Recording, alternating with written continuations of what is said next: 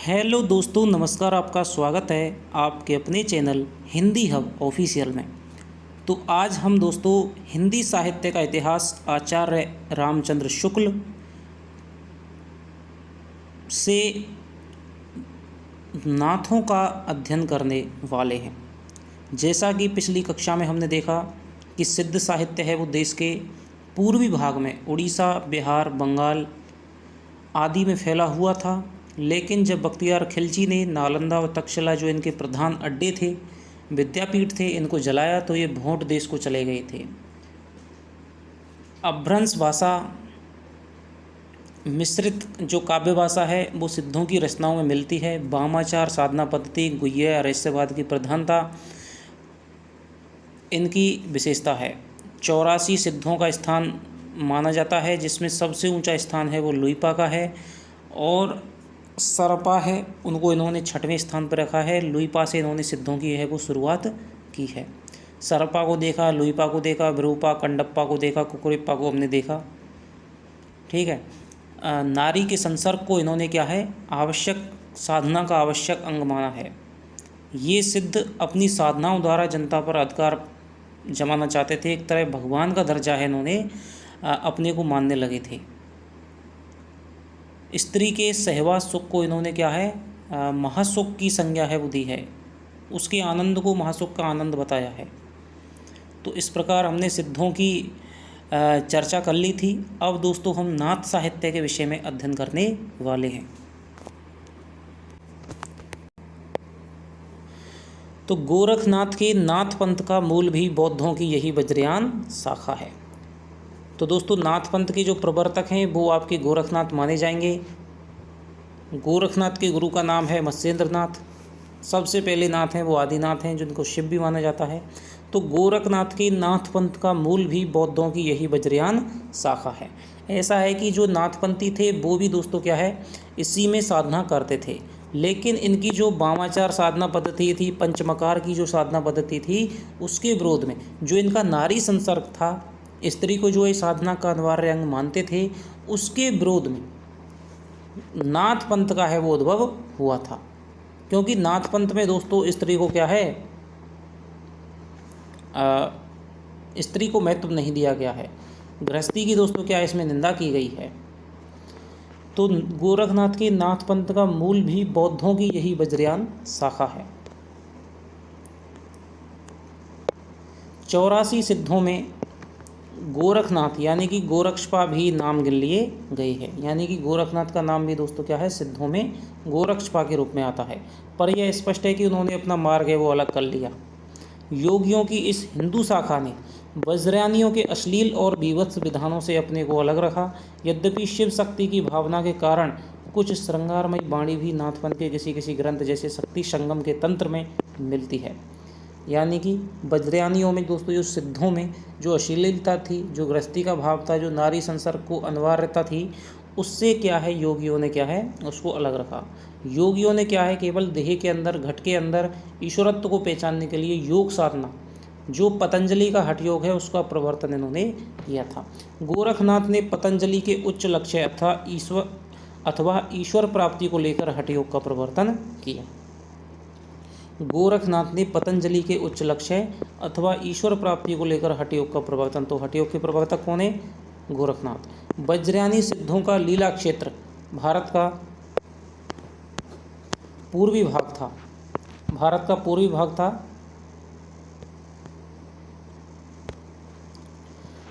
गोरखनाथ ने अपने ग्रंथ का प्रचार देश के पश्चिमी भागों, राजपूताने और पंजाब में किया था, जो आपका उत्तरी राजस्थान है। इसके अलावा पंजाब का पूरा क्षेत्र है दोस्तों, वहाँ पर आपके गोरखनाथ ने है वो नाथ पंथ का प्रचार किया था। इसके अलावा उत्तर भारत में ये बहुत घुमंतु प्रकृति के थे नाथ, तो उत्तर भारत में सब जगह घूम घूम करके अपना उपदेश है वो देशाटन पर इन्होंने जोर दिया था। पंजाब में नमक के पहाड़ों के बीच बालनाथ योगी का स्थान बहुत दिनों तक प्रसिद्ध रहा। जायसी की पद्मावत में बालनाथ का टेलावध भी आया है।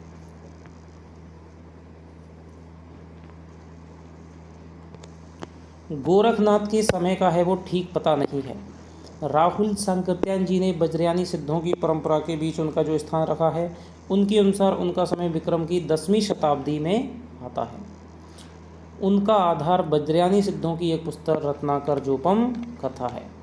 तो क्या कह रहे हैं शुक्ल जी कि गोरखनाथ के समय का ठीक पता नहीं है। राहुल सांकृत्यायन जी ने बज्रयानी सिद्धों की परंपरा के बीच उनका जो स्थान रखा है उसके अनुसार इनका समय विक्रम की 10वीं शताब्दी में आता है। उनका आधार बज्रयानी सिद्धों की एक पुस्तक है दोस्तों, रत्नाकर जोपम कथा।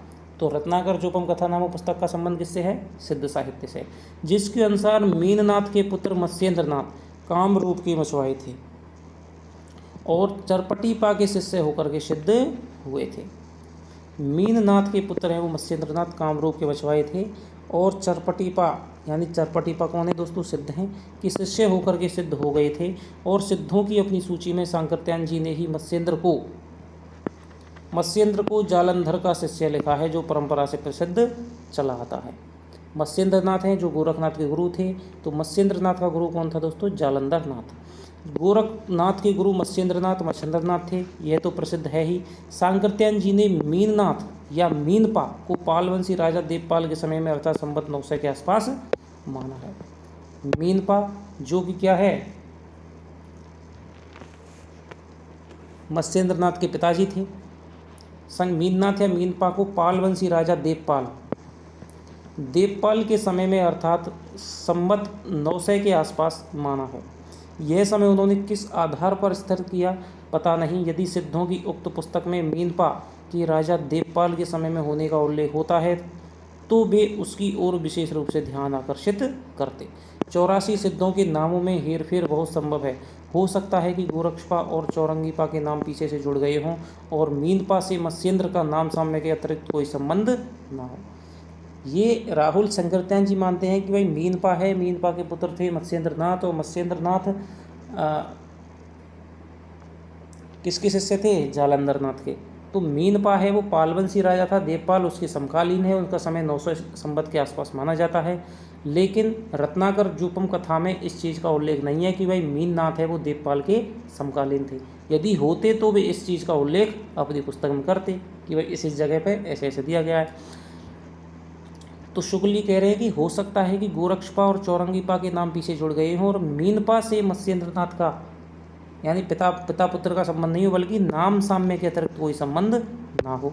ब्रह्मानंद ने दोनों को बिल्कुल अलग माना है। सरस्वती भवन स्टडीज ब्रह्मानंद की है, दोस्तों शोध है।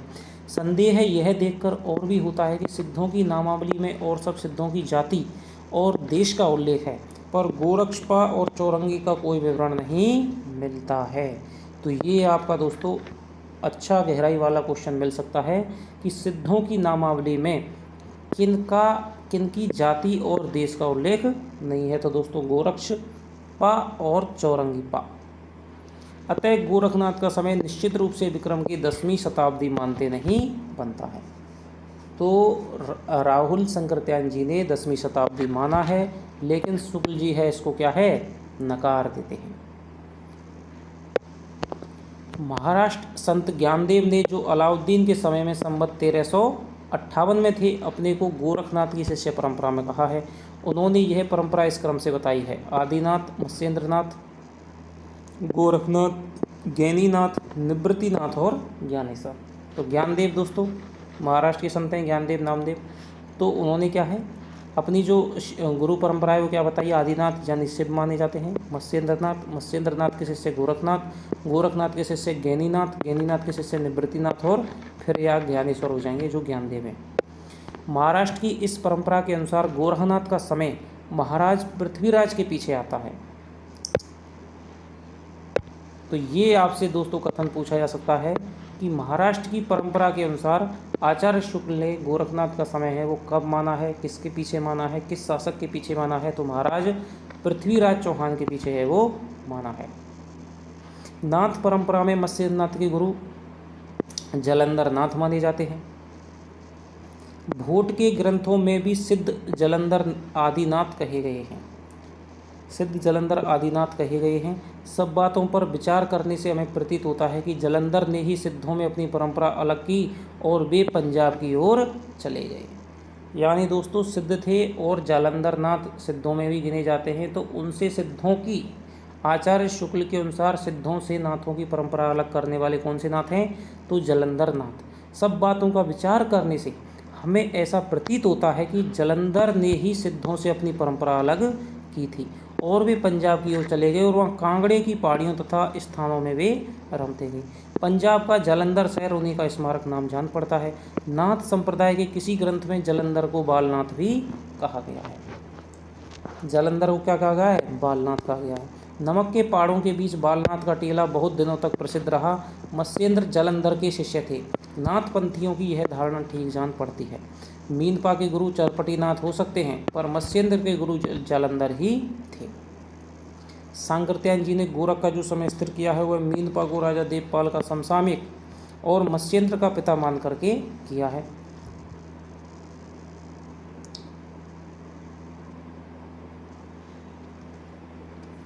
मत्स्येंद्र का मीनपा से कोई संबंध न रहने पर उक्त समय मानने का आधार नहीं रह जाता। अतः और पृथ्वीराज के समय के आसपास ही विशेषतः कुछ पीछे गोरखनाथ के होने का अनुमान दृढ़ होता है। तो यहाँ पर दोस्तों आपका एक तथ्य स्पष्ट हो गया है कि आचार्य शुक्ल ने गोरखनाथ जी का जो समय है वो महाराज पृथ्वीराज के कुछ पीछे माना है। दो जगह आया है, पृथ्वीराज के समय के आसपास ही अथवा कुछ पीछे गोरखनाथ के होने का अनुमान दृढ़ होता है। जिस प्रकार सिद्धों की संख्या 84 है उसी प्रकार नाथों की संख्या 9 मानी गई है। अब भी लोग नवनाथ और 84 सिद्ध कहते सुने जाते हैं। ये कथन आपसे पूछा जा सकता है कि जिस प्रकार सिद्धों की संख्या 84 है उसी प्रकार नाथों की संख्या खाली जगह है, या ये किसका कथन है? ये आचार्य शुक्ल का। गोरक्ष सिद्धांत संग्रह में उनके मार्ग प्रवर्तकों के नाम इस प्रकार गिनाए गए हैं। तो गोरक्ष सिद्धांत संग्रह है दोस्तों किसका ग्रंथ है? गोरखनाथ का, संस्कृत का ग्रंथ है और नाथ साहित्य से संबंधित है। मार्ग प्रवर्तकों के नाम क्या गिनाए गए हैं? नागार्जुन, जड़भरत, हरिश्चंद्र, सत्यनाथ, भीमनाथ, गोरक्षनाथ, चरपटनाथ, जालंधरनाथ और मलयार्जुन।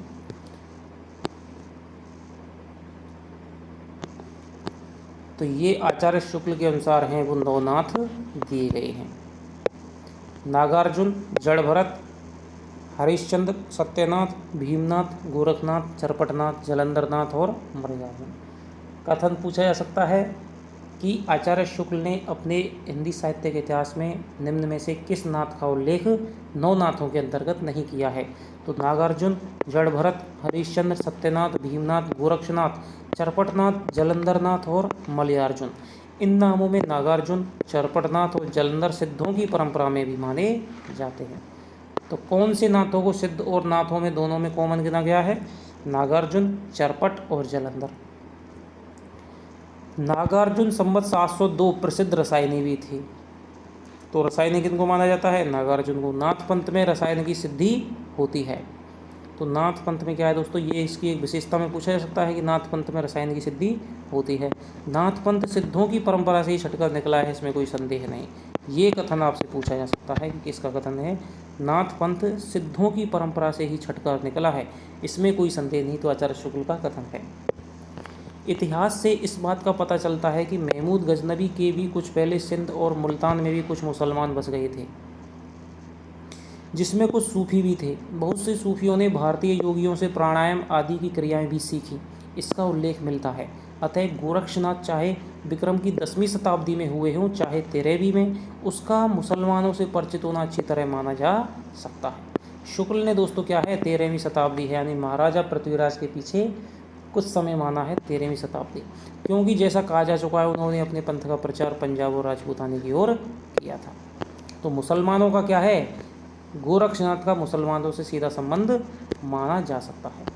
इतिहास और जनश्रुति से इस बात का पता चलता है, क्योंकि इन्होंने क्या है? हिंदू और मुसलमानों के बीच का सद्भावना का मार्ग निकाला था। उनमें क्या है?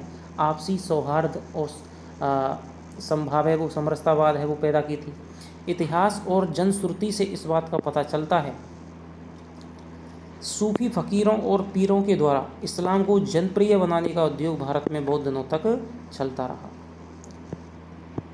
पृथ्वीराज के पिता के समय ख्वाजा मोइनुद्दीन के अजमेर आने और अपनी सिद्धि का प्रभाव दिखाने के गीत मुसलमानों में अब तक गाए जाते हैं।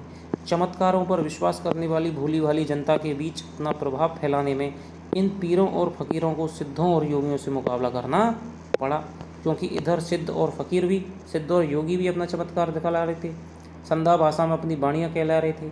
और उधर जो मुसलमान के पीर हैं और सूफी फ़कीर हैं वो भी क्या है भारत आए थे। पृथ्वीराज चौहान के समय, सोमेश्वर के समय क्या है ख्वाजा मोइनुद्दीन चिश्ती है वो भारत आए थे, जिनका प्रभाव पहले से ही जनता पर जमा हुआ चला आ रहा था। भारतीय मुसलमानों के बीच विशेषतः सूफियों की परंपरा में ऐसी अनेक कहानियाँ चलीं जिनमें किसी पीर ने किसी सिद्ध या योगी को करामात में पछाड़ दिया। कई योगियों के साथ ख्वाजा मोइनुद्दीन का भी ऐसा ही करामाती दंगल माना जाता है। ऊपर कहा जा चुका है कि गोरखनाथ की हठयोग साधना ईश्वरवाद को लेकर के चली थी। तो दोस्तों इसमें क्या अंतर है, ईश्वरवाद को लेकर के चली थी। हालांकि सिद्ध साहित्य में दोस्तों क्या है ईश्वर का विधान नहीं है, वो ईश्वर को नहीं मानते हैं। सारा कुछ उनका देही है, देही भी मासोकवाद की प्राप्ति है उसके अंदर ही है। लेकिन यहाँ पर क्या है दोस्तों ईश्वर की प्राप्ति मानी गई। इनका जो ईश्वर है वो दोस्तों क्या है आदिनाथ है, शिव को माना जाता है। तो ईश्वरवाद तो है लेकिन इनका जो ईश्वर है कैसा है अगोचर है, ठीक है, साकार नहीं है, कैसा है निराकार है दोस्तों। यहाँ तो दोस्तों क्या है अनीश्वरवाद है, अनीश्वरवाद है सिद्धों में, तो ईश्वर है ही नहीं। यहाँ पर दोस्तों क्या है शिव है, ईश्वर तो है लेकिन वो ईश्वर कैसा है जो कबीर का ईश्वर है, यानी कि अगोचर निराकार, ठीक है, ऐसा ईश्वर है। तो यहाँ पर अनीश्वरवादी भावना है, यहाँ पर ईश्वरवादी भावना है, लेकिन यहाँ पर ईश्वर का सगुण और साकार रूप नहीं बल्कि निर्गुण निराकार रूप है। और इसके जो से ये किसके पूजा करते थे, शिव की पूजा करते थे। देह में जो स्थित ब्रह्म है उसी को इन्होंने शिव माना था, उसी को निर्गुण, यही निर्गुणवाद है वो आगे चल करके कबीर आदि ज्ञानवादी संतों में फलित हुआ है। ऊपर कहा जा चुका है कि गोरखनाथ की हठयोग साधना ईश्वरवाद को लेकर के चली थी, अतः उसमें मुसलमानों के लिए भी आकर्षण था। ईश्वर से मिलाने वाला योग हिंदुओं और मुसलमान दोनों के लिए एक सामान्य साधना के रूप में आगे रखा जा सकता है। यह बात गोरखनाथ को दिखाई पड़ी। यानी कि अब तक जो भारतीय साधना पद्धति थी उसमें भक्ति वगैरह थी, उसमें दोस्तों क्या है उसमें ईश्वर के साकार रूप की पूजा करी जा रही थी। लेकिन यहाँ पर ईश्वर भी था और वो किसमें था निर्गुण परंपरा में। तो ईश्वर था इसलिए तो इसमें क्या है हिंदू जुड़ गए, और निर्गुण में था निराकार था इसलिए इसमें क्या है मुसलमान भी जुड़ गए। तो हिंदू और मुसलमान दोनों को लेकर के साधना चली ये गोरखनाथ की। गोरखनाथ की हठयोग साधना ईश्वरवाद को लेकर चली, उसमें मुसलमानों के लिए भी आकर्षण था। ये कथन आपसे पूछा जा सकता है। ईश्वर से मिलाने वाला योग हिंदुओं और मुसलमान दोनों के लिए एक सामान्य साधना के रूप में आगे रखा जा सकता है, यह बात गोरखनाथ को दिखाई पड़ी थी। उसमें मुसलमानों को अप्रिय मूर्ति पूजा और बहुदेव उपासना की आवश्यकता ना थी, इसलिए तो उसमें, क्योंकि उसमें क्या है मूर्ति पूजा नहीं थी, अपने अंदर ही क्या है ब्रह्म की प्राप्ति की बात कही गई थी। हठयोग का साधन था, घट के भीतर ही ब्रह्म है, मूर्ति पूजा नहीं थी। बहुदेव उपासना, बहुत सारे ईश्वरों की बात नहीं थी, एक ही ईश्वर है वो क्या है अपने अंदर है। तो इसीलिए क्या है मुसलमान इस योग के प्रति आकर्षित, इस साधना के प्रति आकर्षित हो गए थे। अतः उन्होंने दोनों के विद्वेष भाव को दूर करके साधना का एक सामान्य मार्ग निकालने की संभावना समझी थी और वे उसका संस्कार अपनी शिष्य परंपरा में छोड़ गए थे। नाथ संप्रदाय के सिद्धांतों और ग्रंथों में ईश्वरोपासना के बाह्य विधानों के प्रति उपेक्षा प्रकट की गई है। तो वही कबीरदास वाली विशेषताएं दोस्तों वहाँ जा कर के और अधिक अच्छे रूप में है वो हमें दिखाई देती हैं। तो ईश्वरोपासना के बाह्य विधानों के प्रति उपेक्षा, ये इसकी एक दोस्तों विशेषता है कि कर्म जो भी है पूजा वगैरह कर्मकांड, ठीक है, आडंबर ढोंग तिलक छापे वगैरह, इनके प्रति क्या है यहाँ पर उपेक्षा प्रकट की गई है। घट के भीतर ही ईश्वर की प्राप्ति पर जोर दिया गया है। उसमें वेद शास्त्र का अध्ययन व्यर्थ ठहराकर, उसमें वेद शास्त्र का अध्ययन है वो दोस्तों क्या है व्यर्थ, पोथी पढ़ पर जग मुआ पंडित वह न कोई, कबीर में वेद शास्त्र का अध्ययन व्यर्थ ठहराकर विद्वानों के प्रति भी अश्रद्धा व्यक्त की गई है। तीर्थाटन आदि भी निष्फल कहे गए हैं। अपने अनुभव पर, अपने अनुभव के प्रामाणिक ज्ञान पर दोस्तों यहाँ पर जोर दिया है। शास्त्रों को निष्फल बताया गया है, बेकार बताया गया है। तो वेद शास्त्र का अध्ययन व्यर्थ ठहराकर विद्वानों के प्रति भी क्या है इसमें अश्रद्धा है। तीर्थाटन आदि भी क्या है निष्फल कही गई है। योग शास्त्रम पठेन्यतम के मन्य, ये कोई इसका कोई दोस्तों मतलब है नहीं। अंतःसाधना के वर्णन में हृदय को दर्पण माना गया है, जिसमें आत्मा के स्वरूप का प्रतिबिंब पड़ता है। यानी हृदय में आत्मा का स्वरूप है वो पड़ता है। अब बुद्धि के द्वारा ये निश्चय आपको करना है कि किस प्रकार के राह पर हमें चलना है। हृदयम दर्पणम यस्य मनस्तत्र विलोकयेत दृश्यते प्रतिबिंबेद आत्मरूपम सुनिश्चितम, कि हृदय दर्पण है जिसमें मन का क्या है, मनस्तत्र की मन वहाँ दिखाई देता है, दृश्यते उसका प्रतिबिंब देख करके अपने आत्मरूप को तुम सुनिश्चित करो। परमात्मा की अनिर्वचनीयता इस ढंग से बताई गई है, शिवम न जानामि कथम बदामि शिवम च जानामि कथम बदामि। तो इसका संबंध दोस्तों किससे है, शिवम न जानामि कथम बदामि शिवम च जानामि। शिव आ गए तो ये किसका है, नाथ पंथ से संबंधित है। इसके संबंध में सिद्ध लुइपा भी कहते हैं कि भावना होई अभावना जाई। ये पंक्ति आपको बताई थी, ध्यान रखनी है। नाद और बिंदु संज्ञाएं वज्रयानी सिद्धों में दोस्तों बराबर चलती रहीं। गोरख सिद्धांत में उनकी व्याख्या इस प्रकार की गई है, नाथांशो नादो नादान से प्राण, सत्यांशो बिंदु बिंदुरन से शरीरम। गोरख सिद्धांत संग्रह गोपीनाथ कबीरदास द्वारा संपादित। नाद और बिंदु के योग से,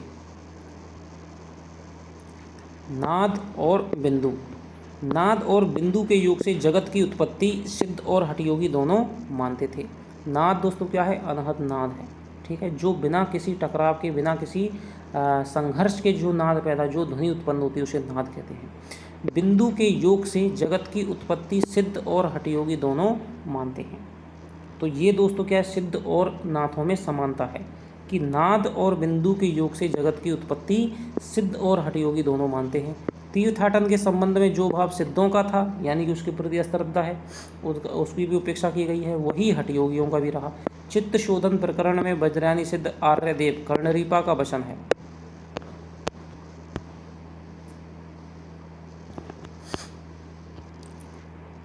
जनता के बीच इस प्रकार का प्रभाव क्रम से ऐसे गीतों के रूप में निर्गुणपंथी संत भी निरंतर आगे भी बराबर फैलाते रहे कि गंगा के नहाए कहो को नर तरिगो, मछली न तरी जाको पानी में खर। कि गंगा के नहाने से ऐसा कौन सा नर है जो तर गया, मछली तो तरी नहीं, जो हमेशा पानी में ही रहती है। तो यहाँ यह बात ध्यान में रखना आवश्यक है कि 84 सिद्धों में बहुत से मछुए, चमार, धोबी, डोम, कहार, लकड़हारे, दर्जी तथा बहुत से शूद्र कहे जाने वाले लोग थे। यानी कि आज आचार्य हजारी प्रसाद द्विवेदी ने कहा है कि सिद्धों में बहुत सी जातियों के लोग थे, जाति पाति का खंडन तो वो स्वयं ही थे। तो यहाँ पर क्या है, तो ये क्या है, यहाँ पर जातिगत विद्वेष बिल्कुल नहीं था, तो सभी जातियों का मेल था, सिद्धों में भी और नाथों में भी। तो एक कॉमन विशेषता ये हो गई, नाद और बिंदु से जगत की उत्पत्ति सभी मानते हैं, ये हो गई। तीर्थाटन आदि निष्फल कहे गए हैं योगियों में भी और सिद्धों में भी। इसके अलावा सभी जातियों का मेल यहाँ पर भी है, ऊंच नीच का भाव नहीं है, यहाँ पर भी नहीं है, सभी जातियों का मेल है। तो अतः जाति पाति के खंडन तो वे स्वयं आप ही थे, शूद्र कहे जाने वाले लोग थे, अतः जाति पाति के खंडन तो वे स्वयं आप ही थे। नाथ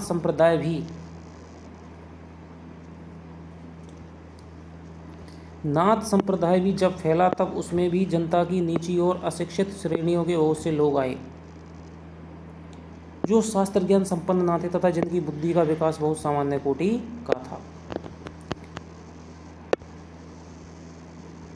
पर अपने को रहस्यदर्शी प्रदर्शित करने के लिए शास्त्रज्ञ पंडितों और विद्वानों को फटकारना भी वे बहुत जरूरी समझते थे। सद्गुरु का महात्म्य सिद्धों में भी था और उसमें भी बहुत अधिक है। यानी 4-5 विशेषता ऐसी हो गई हमारी जो सिद्धों और नाथों में कॉमन मानी जाती है, ठीक है। यानी एक तो नाद और बिंदु के योग से जगत की उत्पत्ति, तीर्थाटन आदि आडंबरों का विरोध, इसके अलावा सद्गुरु का महत्ता और जाति पाति का खंडन, धार्मिक छुआछूत सांप्रदायिकता का खंडन। नाथपंथ के जो जोगी हैं, कान की लौ में, कान का नीचे वाला हिस्सा में बड़े बड़े छेद करके स्फटिक के भारी भारी कुंडल पहनते थे, जिससे वे कनफटे कहलाते थे। जैसा पहले कहा जा चुका है, इस पंथ का प्रचार राजपूताना और पंजाब की ओर ही अधिक रहा। अतः जब इस मत के प्रचार के लिए जब इस पंथ में भाषा के और भी ग्रंथ लिखे गए, तब उधर ही की प्रचलित भाषा का व्यवहार किया गया। उन्हें मुसलमानों को भी अपनी वाणी सुनानी होती थी, जिनकी बोली अधिकतर दिल्ली के आसपास की खड़ी बोली हिंदी थी। तो यहाँ पर दोस्तों क्या है, हमारी ये थोड़ी सी सदुक्कड़ी भाषा की तरफ बनने का प्रयास है कि पंजाबी भी आ जाएगी, राजस्थानी भी आ जाएगी और खड़ी बोली हिंदी भी आ जाएगी, क्योंकि मुसलमानों को उन्हें अपनी वाणी, अपनी बात है वो समझानी है। उसका मेल भी उनकी वाणियों में अधिकतर रहता था। इस प्रकार नाथ पंथ के इस जोगियों ने साहित्य की भाषा, इस प्रकार नाथ पंथ के इन जोगियों ने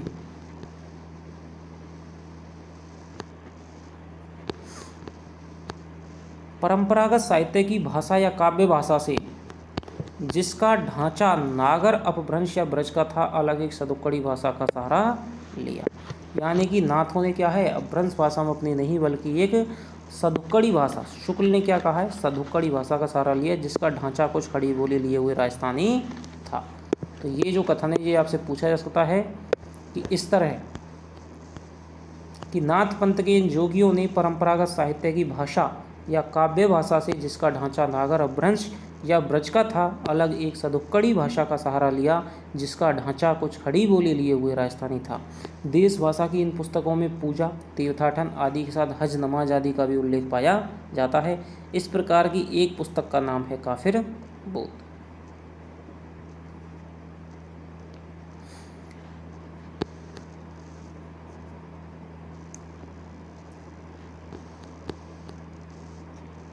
तो काफिर बोध दोस्तों किसकी पुस्तक है, ये आपकी गोरखनाथ की ही पुस्तक है।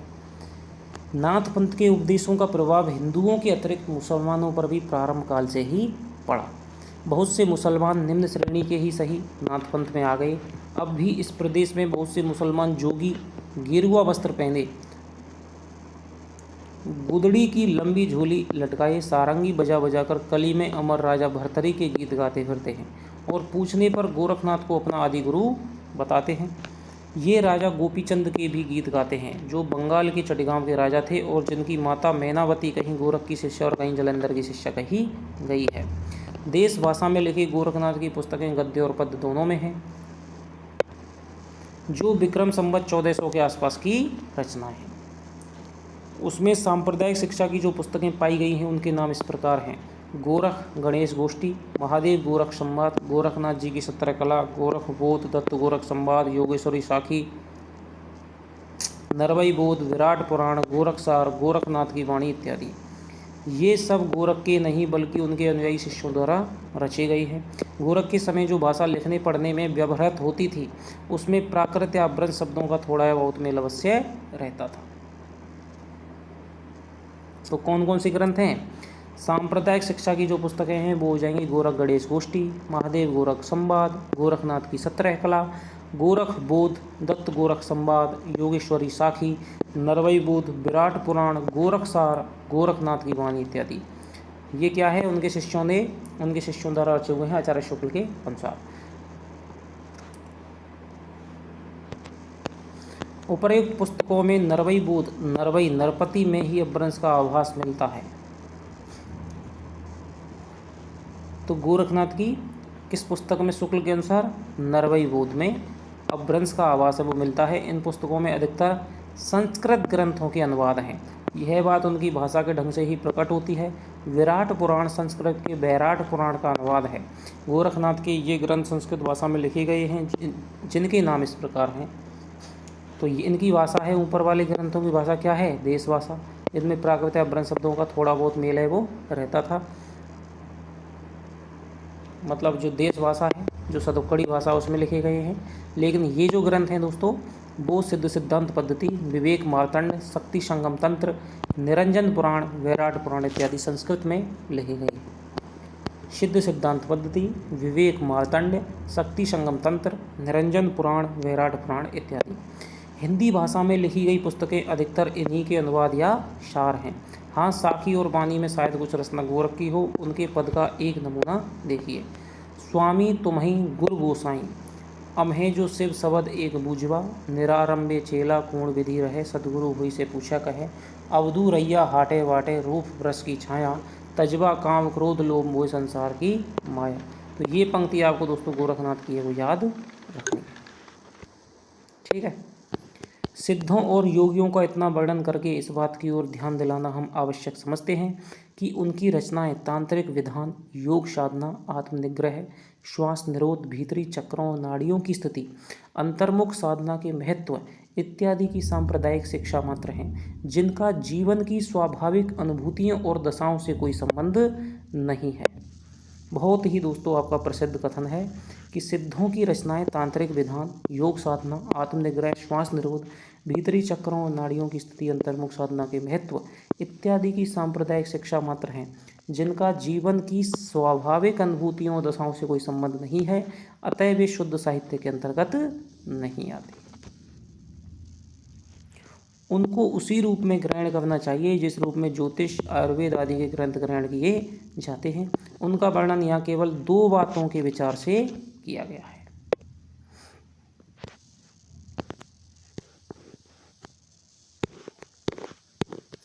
पहली बात है भाषा। सिद्धों की उद्धृत रचनाओं की भाषा देश भाषा मिश्रित अपभ्रंश या पुरानी हिंदी की काव्य भाषा है। ये पंक्ति दोस्तों आपसे अच्छी पंक्ति है, कथन के तौर पे पूछी जा सकती है कि सिद्धों की उद्धृत रचनाओं की भाषा देश भाषा मिश्रित अपभ्रंश या फिर पुरानी हिंदी की काव्य भाषा है। यह तो स्पष्ट है कि उन्होंने भरसक उसी सर्वमान्य व्यापक काव्य भाषा में लिखा है जो उस समय गुजरात, राजपूताना और ब्रजमंडल से लेकर बिहार तक लिखने पढ़ने की शिष्ट भाषा थी। पर मगध में रहने के कारण सिद्धों की भाषा में कुछ पूर्वी प्रयोग जैसे बहीले, बूढ़ली मिले हुए हैं।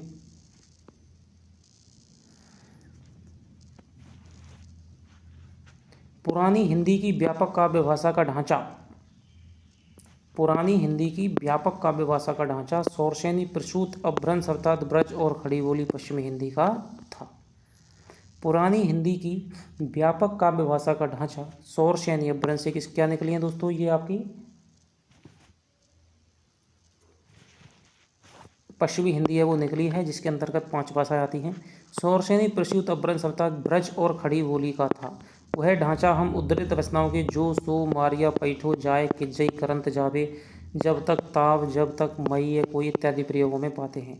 ये प्रयोग मागधी प्रसूत पुरानी बांग्ला के नहीं, सौरसेनी प्रसूत पश्चिमी हिंदी के हैं। मागधी प्रसूत पुरानी बांग्ला के नहीं बल्कि सौरसेनी प्रसूत पश्चिमी हिंदी के हैं।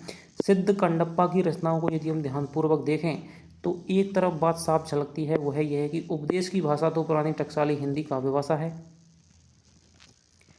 सिद्ध कंडप्पा की रचनाओं में उपदेश की भाषा तो पुरानी टकसाली हिंदी यानी काव्य भाषा है और गीत की भाषा में पुरानी बिहारी या पूर्वी बोली मिली हुई है। यही भेद हम आगे चल करके कबीर की साखी रमेनी गीत की भाषा में पाते हैं। यानी साखियों की भाषा तो क्या है दोस्तों, सदुक्कड़ी भाषा है, लेकिन जो रमेनी है उनमें क्या है, पूर्वी बोली में वो लिखी गई हैं। साखी की भाषा तो खड़ी बोली राजस्थानी मिश्रित सामान्य भाषा सदुक्कड़ी है। खड़ी बोली राजस्थानी मिश्रित सामान्य भाषा सदुक्कड़ी है, पर रमेनी के पदों की भाषा काव्य की ब्रज भाषा और कहीं कहीं पूर्वी बोली भी सम्मिलित है। तो क्या है, सिद्धों की जो उपदेश के पद हैं, उपदेश की जो वाणी है उसमें तो क्या है, टकसाली हिंदी काव्य भाषा है, लेकिन गीत की भाषा क्या है दोस्तों, वो पुरानी बिहारी या पूर्वी बोली मिली हुई है। सिद्धों में सरह सबसे पुराने अर्थात विक्रम संवत 690 यानी कि 633 ईस्वी के माने जाते हैं। अतः हिंदी काव्य भाषा के पुराने रूप का पता हमें विक्रम की 7वीं शताब्दी के अंतिम चरण में लगता है। अब देख लें दोस्तों, ये कथन आपसे पूछा जा सकता है कि हिंदी काव्य भाषा के पुराने रूप का पता हमें कब लगता है, तो विक्रम की 7वीं शताब्दी के छठे चरण, 7वें चरण, अंतिम चरण या द्वितीय चरण में, तो विक्रम की 7वीं शताब्दी के अंतिम चरण में लगता है। सिद्धों में सरह सबसे पुराने अर्थात विक्रम संवत 690 के यानी कि 633 ईस्वी के। अतः हिंदी काव्य भाषा के पुराने रूप का पता हमें विक्रम की 7वीं शताब्दी के अंतिम चरण में लगता है। दूसरी बात है सांप्रदायिक प्रवृत्ति और उसके संस्कार की परंपरा। यानी कि 2 कारणों से दोस्तों इन्होंने क्या है, इनके ऊपर चर्चा की है सिद्धों और दांतों की रचनाओं पे। पहली बात है भाषा की, भाषा कैसी थी, ठीक है, उस पर इन्होंने विचार किया है। दूसरी बात है दोस्तों सांप्रदायिक प्रवृत्ति और उसके संस्कार की परंपरा। वज्रयानी सिद्धों ने निम्न श्रेणी की प्राय शिक्षित जनता के बीच किस प्रकार के भावों के लिए जगह निकाली यह दिखाया जा चुका है। उन्होंने बाह्य पूजा, भाम पूजा, जाति पाति, तीर्थाटन इत्यादि के प्रति उपेक्षा बुद्धि का है वो प्रचार किया था। रहस्यदर्शी बनकर शास्त्रज्ञ विद्वानों का तिरस्कार करने और मनमानी रूपकों के द्वारा अटपटी वाणी में पहेलियां बुझाने का रास्ता है वो दिखाया। घट के भीतर चक्र, नाड़ियां, शून्य देश आदि मानकर साधना करने की बात फैलाई। नाद, बिंदु, सुरति, निरति ऐसे शब्दों की उद्धरणी करना सिखाया। यही परंपरा आगे डंपर नाथपंथियों ने भी जारी रही, जो आगे चलकर भक्ति काल में निर्गुण संत संप्रदाय किस प्रकार के वेदांत की ज्ञानवाद, सूफियों के प्रेमवाद तथा वैष्णवों के अहिंसावाद और प्रपत्तिवाद को मिलाकर सिद्धों और योगियों द्वारा बनाए हुए इस रास्ते पर चल पड़ा। वेदांत की ज्ञानवाद, सूफियों के प्रेमवाद, वैष्णवों के अहिंसावाद और दोस्तों प्रगतिवाद नहीं है, प्रपत्तिवाद है, प्रपत्तिवाद को मिलाकर सिद्धों और योगियों द्वारा बनाए हुए इस रास्ते पर चल पड़ा। यह आगे दिखाया जाएगा। कबीर आदि संतों को नाथपंथियों से जिस प्रकार, ये कथन दोस्तों इंपॉर्टेंट है कि कबीर आदि संतों को नाथपंथियों से जिस प्रकार साखी और बानी शब्द मिले, उसी प्रकार साखी और बानी के लिए बहुत कुछ सामग्री और सदुपकड़ी भाषा भी। तो संतों को क्या है, जो कबीर, दादू, रैदास आदि संत हैं, उनको नाथपंथियों से क्या मिला, साखी और बानी शब्द मिले, उसी प्रकार साखी और बानी के लिए कुछ सामग्री, यानी कि क्या है, आडंबरों का विरोध, तीर्थाटन का विरोध, ठीक है, वेदों की या शास्त्रों की क्या है, निंदा, इस प्रकार की सामग्री मिल गई, ठीक है, जाति पाति का खंडन और अनुभव की प्रामाणिकता और सदुक्कड़ी भाषा भी इन्होंने नाथों से अपना ली। ये दो बातें दिखाने के लिए इस इतिहास में सिद्धों और योगियों का विवरण दिया गया है।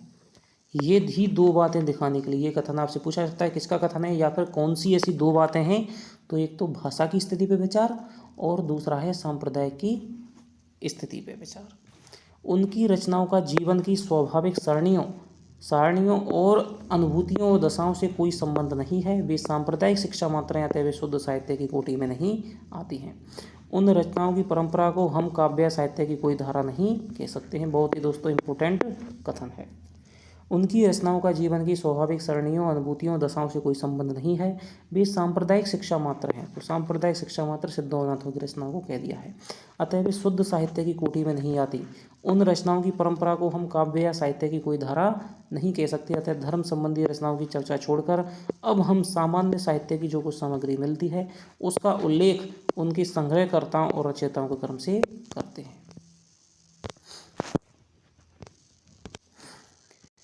तो इससे आगे दोस्तों हम अपनी अगली कक्षा में पढ़ेंगे। आगे जैसे हेमचंद्र कवि हैं, आपके पुष्पदंत कवि हैं, सारंगधर, विद्याधर आदि कवि हैं। फिर आपके बाद में जो आपका फुटकल साहित्य, इसमें आपके अमीर खुसरो और विद्यापति का अध्ययन हम मुख्यतः रूप से अगली कक्षाओं में करने वाले हैं। तो यदि दोस्तों आपको हमारी कक्षाएं पसंद आ रही हों तो लाइक करें और हमारे चैनल को सब्सक्राइब करें। निश्चित रूप से अब लगातार है वो क्लास आपको चलने वाली हैं और फर्स्ट ग्रेड, सेकंड ग्रेड के सिलेबस में जो जो रचनाएं लगी हुई हैं, उन पे बहुत ही अच्छी मैं सामग्री आपको लेकर के आने वाला हूं। तो चलिए आपसे मिलता हूं अगली वीडियो में। तब तक के लिए दोस्तों धन्यवाद।